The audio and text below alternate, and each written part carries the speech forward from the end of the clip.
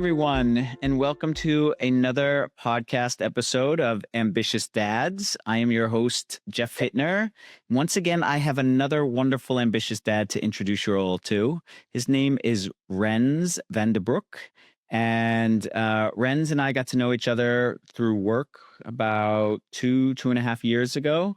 And I think my work kind of caught your attention, and your growing family caught mine. And I'll let you introduce yourself, but Rens is also a brand new daddy of his second.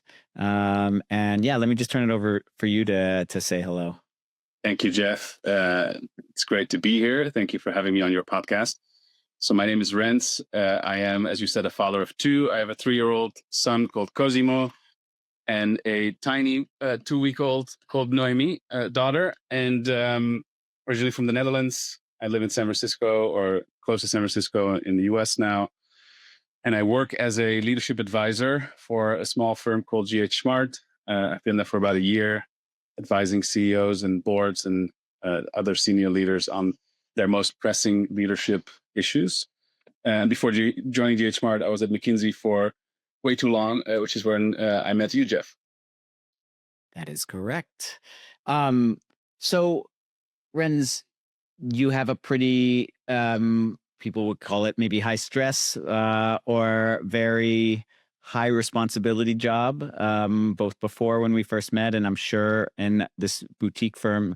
So can you tell me a little bit about what you feel you've gotten right over, say, the last 3 or 4 years trying to balance your career and being a dad? Yeah, it's a great question. I would say the thing that has helped me a lot over the years, and that has in some ways been surprisingly easy, is to find set the right priorities for myself. And really what that means is, simply put, I have always told myself from the very beginning that if I need to make a judgment call between being there for my family or being there for my work, I'm always going to choose the former. If I can do both, which usually or most of the time I can, I'll do both. But if I have to make a choice, I'll go for the former. It's not, that sounds like a very simple thing to say. It's not always that easy, obviously, in practice, but just having set my mind to do that from the very beginning has helped me a lot when I did feel some sort of conflict, to just remind myself, actually, I decided that, if I do feel like there is conflict, I'm going to prioritize my family. And so that's what I do in those moments. And that can mean simple things like, okay, I'm not going to join this 8 a.m. call because I know I need to take my son to school, and my wife can't do it for whatever reason. So be it, right? And that can sometimes be difficult because there's consequences of that, or seems that there's consequences of that on the work front. But I do that. And, 9 out of 10 times there are actually no consequences on the work front. And so just sort of seeing that over time unfold has also made it easier to stick with it. But I feel like that has given me a sense of kind of alignment, if you will, over time. And that has felt really good as a parent. Can you talk a little bit about, I think a lot of dads will tell themselves, I can't do that because there will be consequences, right? And did you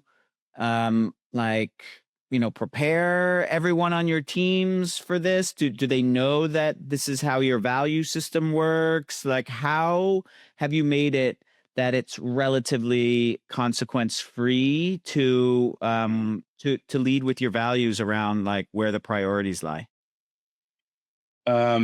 I think most of the time the consequences that we think are going to be there are just imaginary, right? So I wouldn't say that I've done an amazing job sort of telling everybody very clearly, this is how I'm prioritizing things. These are my values. But most of the time, those consequences just actually don't exist because people do understand, or you not being there on a call isn't actually all that much of a big deal. That said, though, I have been also somewhat intentional about talking about my kids and talking about the things that I'm doing with my kids. And if I need to take a call and my kid is there, just not trying to hide that and actually including them in the conversation, which most people actually enjoy. Not everybody, but those that don't, so be it, right? And so I think over time people do see that this is how I operate and this is how I function, and I think most people respect that, right? And again, there's some that don't for whatever reason, and I've sort of come to just accept that that's the case, if that makes sense. But Yeah. the majority of the time, people see it and they actually comment on it, and they say, it's great that you do that, and it's great that it's great to meet your son or whatever. It's great that you're including him, and so that has helped over time for sure for people to kind of understand that's kind of how I've decided to operate. And in some ways, I think it encourages other people to do the same, right? Yeah. I have also heard that from leaders that they try to make it more overt intentionally so that it supports the other people who have families. And what about, so you recently or relatively recently switched from, a very large firm to a much smaller one. Did you set, how did you sort of set the stage in terms of the role your family plays in your life as you move to a new firm, particularly when, like, that's always when we want to shine and, Yeah. yeah, I'm worth it. That's why you guys hired me. So how did that play out in that respect? So I think I'm lucky in the sense that, as it happens, I didn't fully recognize this before joining, but as it happens, this is a firm that really values families. And most people have families. A lot of people have a lot of kids. So I kind of feel like an underperformer actually in that on that front. And I truly believe that it is actually really valuable for people to give other people the space to have a family, and by showing that I'm taking that space, I think I've actually built more trust with people, because they're like, okay, this is not somebody who's coming in from the outside and is trying to change this culture that we have. So that's frankly been a matter of luck in some ways. I will say that I have been also quite intentional about showing that I have a family and that that's something that's important to me. Being on the West Coast, I have a lot of calls at early hours, which can be quite difficult actually, because I do try to take my son to school most days. And that's meant that sometimes, again, I don't join a call when there's that window that I'm taking into school. And I'm quite overt about that. Or I'll join a call, but I'm not on video, and I may actually, only be half engaged. And I tell people about that. Like, this is what you're going to get. You're going to get a half version of me. If that's okay with you, then I'll join. If not, just let me know, and then I'll skip this call. And I think that's been something I wouldn't have been as kind of open and intentional about a couple of years ago. But it just having kind of gone through the journey in the last couple of years has given me more confidence to do that, I suppose. I love hearing that. If I'm a dad listening and I'm like, well, I'm not as senior in my company, or I don't think my culture supports that. Like, how would you suggest they how would you suggest they manage this sort of internal conflict, right? In terms of where where they want to put their priorities versus where they're forced to put their priorities, at least from their perspective. So that's a big question, which I appreciate. I think there's a lot of different facets to that. I believe it actually starts with having a really good conversation with your spouse about it. And it's not even just one conversation. This is almost like an ongoing conversation, right? Because I think the biggest risk in balancing these priorities is that it creates a rift between spouses, actually, right? Because if you're making the trade-off and you believe you're making the right trade-off, but you're not letting your spouse in on how you're making that decision, they might not actually see that you're making that trade-off, right? Because it is obviously, like, I'm making it sound really simple, just prioritize your kids. I know it's not that simple. And sometimes you have to make certain sacrifices on both sides. And when I have to do that, if I have to take a trip and it's not convenient, but I need to do it, I'll be extra sure that I have a really constructive conversation about it with my wife, so that she feels sort of part of the decision making on it, and we discuss the alternatives and what it means and what the consequences would be. And that doesn't mean that it's always super smooth, but that avoids kind of adding an additional layer of potential stress and conflict on the spousal front, right? So that's number one that comes to mind. I think number two that comes to mind is when you do decide or when you do prioritize family, and it means a sacrifice on the work front. Um, and this may sound really obvious, but just being extra overt about how you're making up for that on the work front too, right? So if I say, hey, I can't do this thing right now because of XYZ, I'll also try to make up for it by doing something else or doing the same thing at a later time or catching up in some other way, so that people don't feel that, you know, I'm just, putting it on them, because they also have families, right? And so the last thing I want to do is come across as, well, I'm just prioritizing my family, but I expect you to just do the work, right? No, I'll do the work late at night, or I'll do it over the weekend. And sometimes that's just how it is, and that's a sacrifice that I'm willing to make. And I also try to be overt about that, so that people don't feel like they're being, made to take the burden of it. That makes Yeah, sense. it does. And, um, of all the people that I've interviewed, so Rens was one of my 50 ambitious dads when I was just starting on this endeavor to understand modern fatherhood. And you stood out because of what you just mentioned, this sort of very intentional, explicit conversation with your wife. And I know, can you dive in a little bit more into that? Because I know you also talk about how you did that in preparation for having your son, right? Mhm. And also just in terms of how you really share and support each other. Can you share a little bit of that? And one of the Yeah. reasons I find this so important in particular is, we at Ambitious Dads, one of the things we've uncovered are these big gaps. There are these six big dad gaps. And one of them is around role models, right? Like we don't really have enough people to look at and go, oh, that's a great way to engage with my partner, with my co-parent. And also what you just talked about was another one of our gaps, which we call the time gap, which is all about like, how do we balance all this, Right. like so much going on. So, and just the gap around how we partner with our spouses or our co-parents. So I would love for you to tell us a little bit about your experience. Yeah, and I would say this really started with my wife. She's an incredibly independent and impressive woman. And before we had our son, she was hearing from all the people around her that her life was going to be completely different after having a kid, and she was going to be a completely different person, and blah blah blah. And she was like, I don't really want to believe that, and I don't want to be a different person, and I don't want my life to be completely different. Obviously, she knew that things would be different, but she just didn't want to accept that life had to be diametrically opposed to what it was before. And so we had a lot of conversations about that. She had some concerns about that, but that also led us to then have that conversation around, well, how do we make sure that we both carry the burden of what this change will entail, right? And how do we make sure that um, you can feel you after we have this child? And that meant that we it meant us both carrying part of the quote unquote burden of having a child. In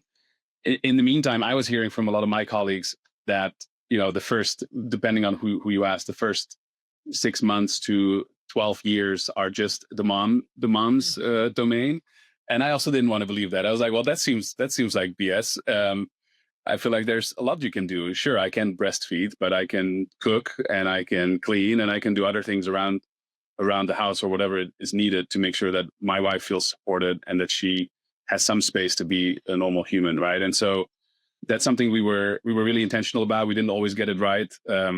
It's not always easy, but just the notion of we're both in this together, and I can change diapers, and I really didn't want to be one of those dads that didn't know how to do these things. So therefore, well, my wife is just better at it, so she does it, kind of thing, right? And that is something that I think is a real risk, that you just don't learn how to do it early on, and so the woman actually is better at it, and so then you just continue not to learn how to do it. And so we were really intentional about that, and that, I think, that helped us throughout the whole journey up till today, where I think our son is feels very much that he has two fully capable parents. I put him to bed most days, I take him to school. And it's not to pat myself on the back. I actually am very happy that I can do those things and that I feel able and capable. But yeah, it's taken us to be, it's required us to be really intentional about that and have lots of conversations about it and check in on each other and how we feel. And actually, there have been times when I felt I was carrying maybe too much of the burden, and we had to have a conversation about that too, because there were moments when our son was more clingy towards me, but I've always felt really supportive with my wife in those moments, and I think vice versa. So that's been a huge help in kind of making this journey as smooth as possible. Awesome. Well, this podcast is not just about what's going well, right? So it's also Yeah. about some of our challenges, because that's the whole point here, is that as dads, we don't come together enough, right? And we don't talk about what we're worried about as fathers, or that we're lacking confidence in something. And so I'm curious, I asked you, like, what were the things you got right about balancing work and fatherhood, but what are some of the things that you think you've gotten wrong? And maybe you've adjusted, Yeah. but like, yeah, where start somewhere. For me, a huge one is taking care of myself in the midst of balancing all the things. I am a people pleaser by nature, and so I think that side of me became supercharged when I became a dad, because I, as I just described, I tried to take care of my son and my wife and make sure that everybody was happy. And I was definitely I was more like what people would typically see as the role of the mom, that if the baby cries, you sort of get all anxious and try to stop the baby from crying. I was definitely that person between the two of us. And so that took a long time for me to really realize, actually, like up until recently, and to some degree even now, like when my son is unhappy, my instinct is to try and figure out how to make him happy. And that has two really important implications. One is, people pleasing with kids is not always the right way to raise them. And so I've had to learn the hard way to sort of set really clear boundaries. And if he's being an asshole to me, like, I'll tell him, like, stop being an asshole, right? But it took me a long time. And secondly, just like in all of that, time is a real constraint, as you said earlier. And taking care of myself was for a long time not a priority. I did what I could and what I thought I could between things, but clearly not enough, both for my own mental health and physical health, frankly. And so that's something that I've worked hard on to change. And it was not easy because, as I said earlier, my son had fears of being very clingy, and so if I tried to work out, he'd like get upset and get annoyed and wanted attention. And so that took a while to sort of really almost like train him to say that, hey, I need this space. I need to exercise. And when I'm exercising, like, don't bother me, basically. And he's now there where he's doing that. And that actually also, but what I realized afterwards is, like, that's a good way to role model to him that, physical exercise is important and whatnot. And so again, it's a constant balancing act. And now with two kids, I'm again trying to figure out how to fit it all in. But prioritizing that almost above, well, or at equal footing with taking care of my family, as I talked about earlier, has been a big game changer. And it's sort of, that again required me having conversations with my wife about it. Like, hey, this is what I need to do. This means I need to go to bed earlier and get up earlier so I can do, have this time for myself, etc. And that's something we're working on actively, but with good success. But that's certainly, it took me 3 years to figure out, which is a pretty long time.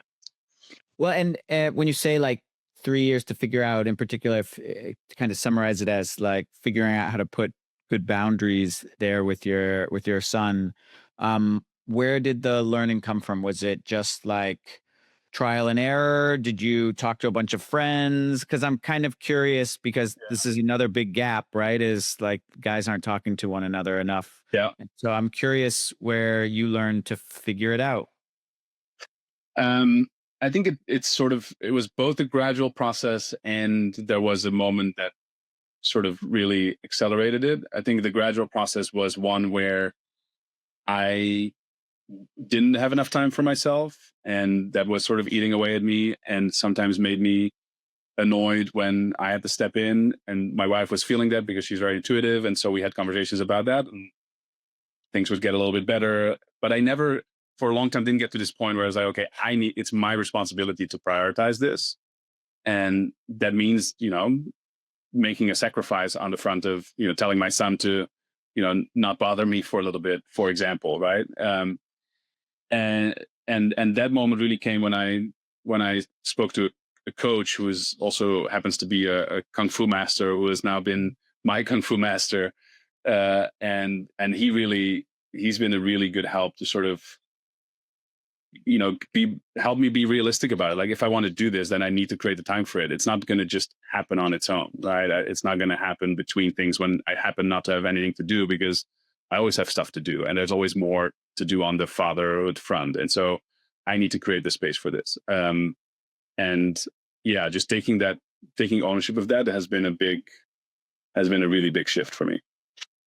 Oh, thank you for sharing that. That's, for me, my big challenge was less about boundaries and more about like my own emotional dysregulation. Mm-hmm. And like the big moment for me came when, my son was having a tantrum, and I just looked and I was like, my God, he's just mirroring me. Like, it's exactly Yeah, how I respond. And that started a journey for me. But for me, for instance, I was going on, and of course I wasn't the first one in my family to be doing this, right? So I asked my wife where some Instagram accounts that were teaching things about dealing with tantrums and dealing with emotions. And so I'm always really curious where folks are getting their insights from, fuck that. because there's a lot of places to do it, and we're not always doing it um, too many times, and me included. We wing it, right? It's like, all right, Yeah, they're in this new development stage. I'll just sort of figure out what that stage is as we go through it. But that would never happen at work, right? Like we would like build a whole strategic plan for how we're going to deal with the next 3 months. totally.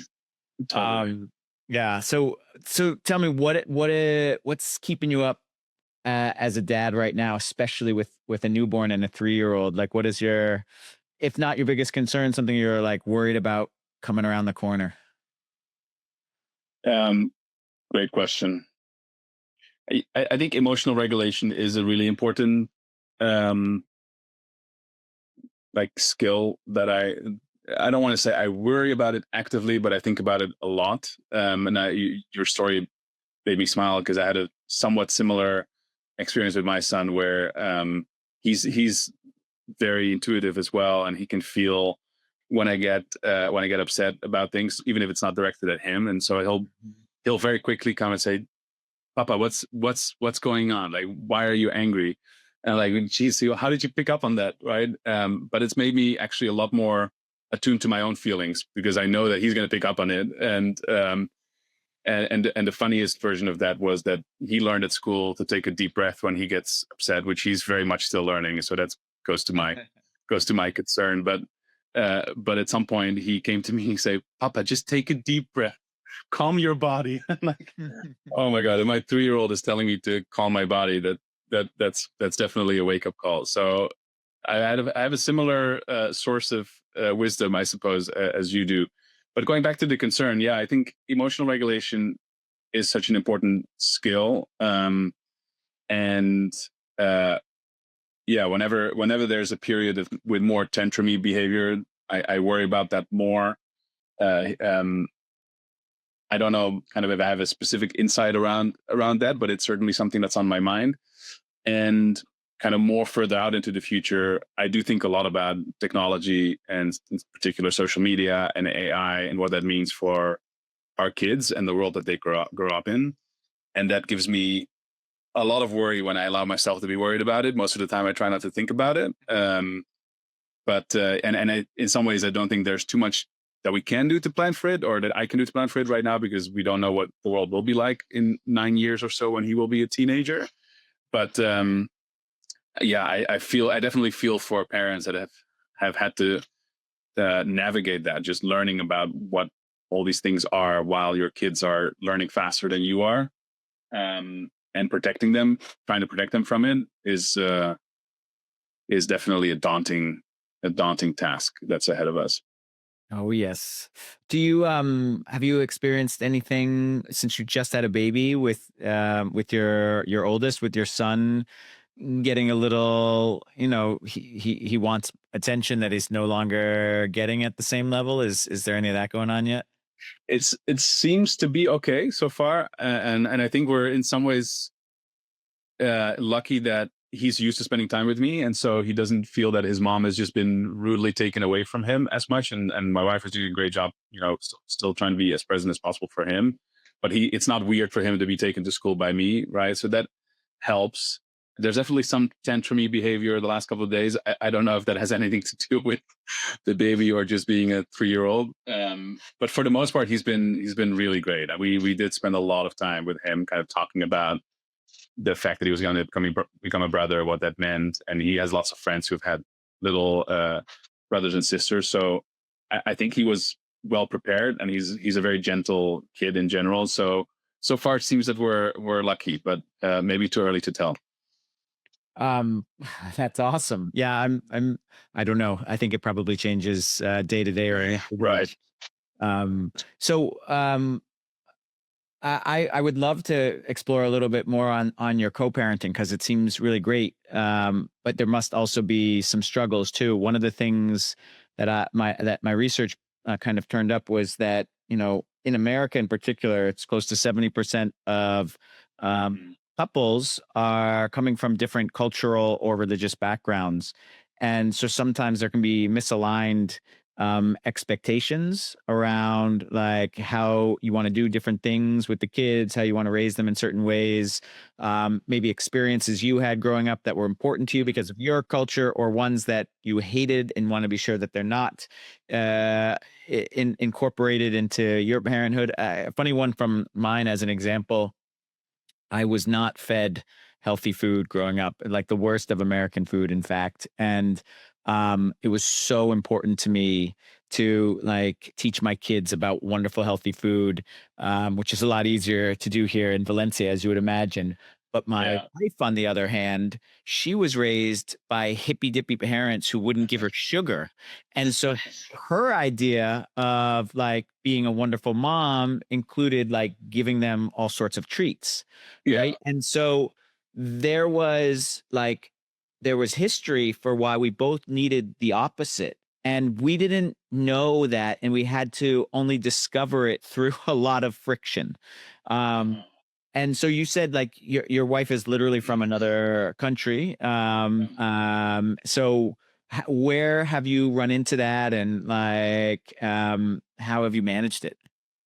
So the one main example that comes to mind is sort of what we give our children. And what I mean by that is like giving them toys and things like that. My wife, Mhm. actually, both my wife and I grew up having enough, but purposefully not having a lot. Like I think both of our parents were sort of more minimalist, and I think she sort of really likes that, and she wants her children to have the same experience. Even though I'm sure as a kid she didn't always like that, but in hindsight she's like, yeah, it was great that we didn't get to watch a lot of TV because now I have all these different hobbies, and it's great that we didn't have all these toys and wasn't cluttered and whatnot.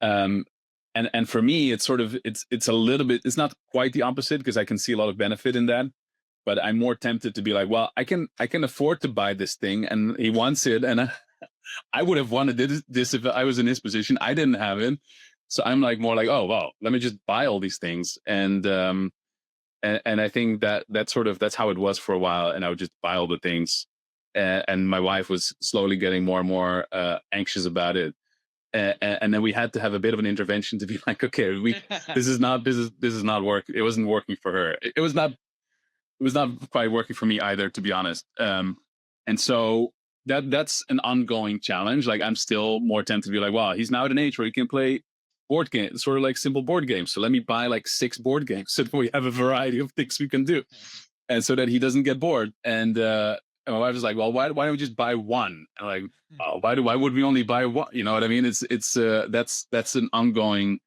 challenge. It has less to do with true cultural differences, but but similarly, right? We have both something in our like we have similar pasts, but they manifested in Yeah. sort of the opposite way today, which Mhm. is kind of interesting. That's really interesting, in fact.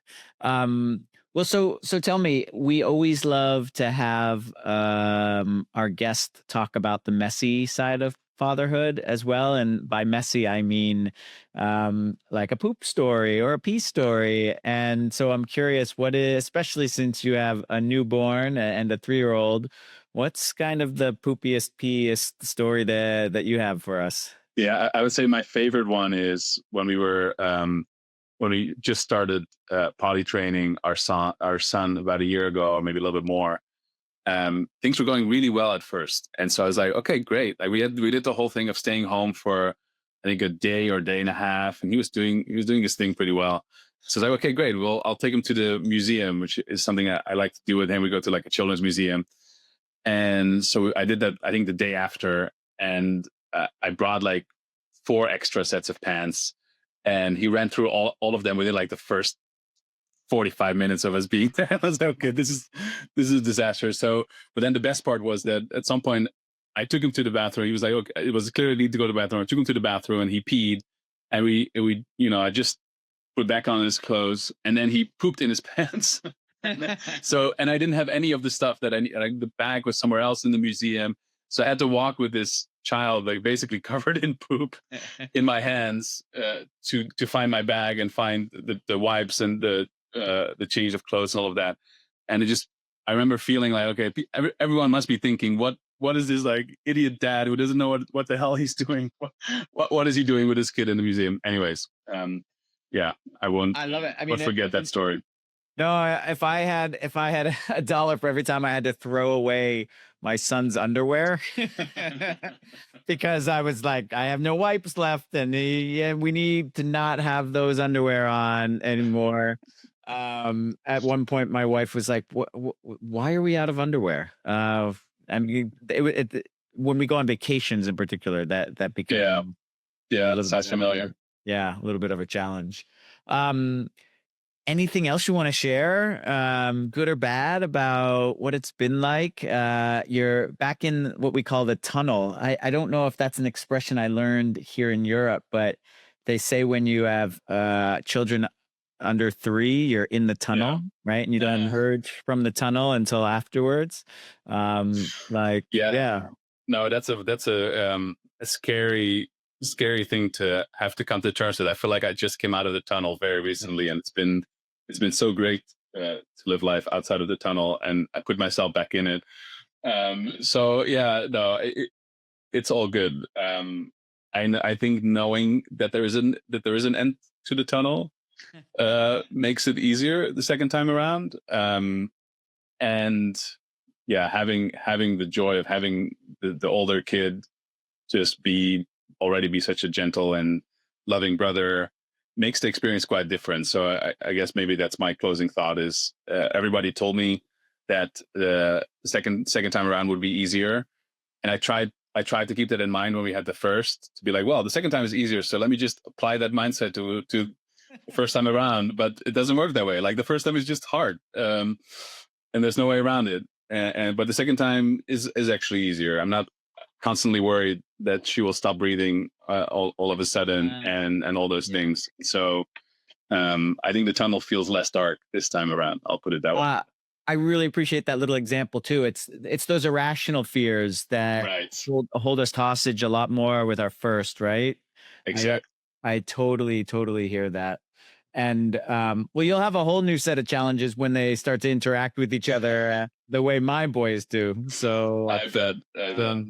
I mean, one of the reasons, honestly, when I started these interviews, I did not have any experience with a male sibling in my life. And I wanted to know why on earth my boys were fighting all the time. And Yeah. was I screwing up in some way? And lo and behold, all I needed to do was ask even one person, much less a dozen. And they were like, oh, no, that is par for the course, and just enjoy it. And we all still love each other as adults. So, Right. yeah, you got a lot to experience coming up. I'm really excited for you. And thank you so much for joining us on your paternity leave. I really Thank you, appreciate it. Jeff. Thank you for having me. It's been great chatting with you as always. Wonderful. Well, that's a wrap for this episode of Ambitious Dads. Tune in soon to the next episode.